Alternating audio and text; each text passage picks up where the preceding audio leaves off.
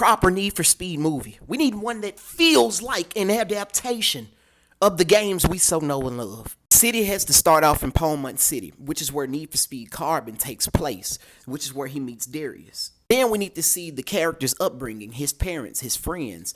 Is he an outcast? Is he a farm boy? Is he some school kid from out of town that just, ran away from life and started somewhere else? We need to see that. And by the end of the movie, it needs to talk about how he met Darius and became the Stacked Deck Crew. And you filmed this entire movie and every installment afterwards, like Hardcore Henry.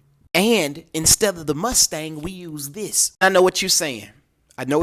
Guru, why would you use a car that underpowered? Why would you use that instead of the Mustang? I'm getting there. Hold your horses. I said E46 so that, we could fill in a plot hole that's been bothering us the entire time. And that plot hole, even today, still has a lot of us baffled. How did the main character get his hands on a Le Mans winning race car? Not just a BMW clone, but the real actual car with a different livery.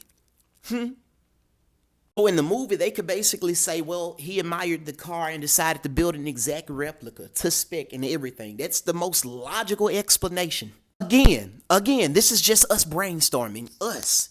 Me and you, the viewer. We're brainstorming right now.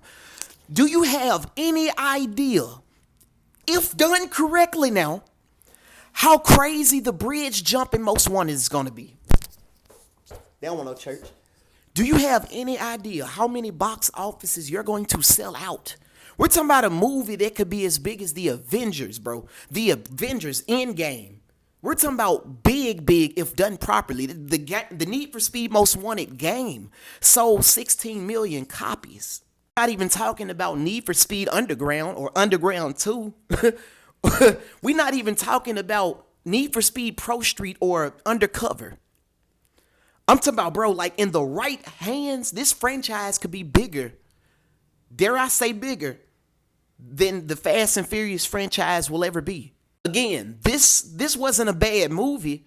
It didn't feel like a Need for Speed movie to me. It just felt like some movie about cars that they named Need for Speed. Does that make sense? So, good news. For the 2025 model year, Dodge will be rolling out the Hellcat Durangos and the 5.7 Hemi Durangos. My only question is, what are they going to do with the Charger? Because they sitting here saying, all right, look, we got to try to figure out how to put a Hemi under the hood of the new Charger.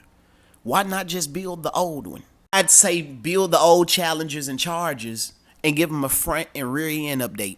I mean, let's use common sense. Don't nobody want no boneless Charger. That's what this looks like. This looks like a boneless Charger. It looked like if you stripped a wide body Hellcat naked, this is what's underneath.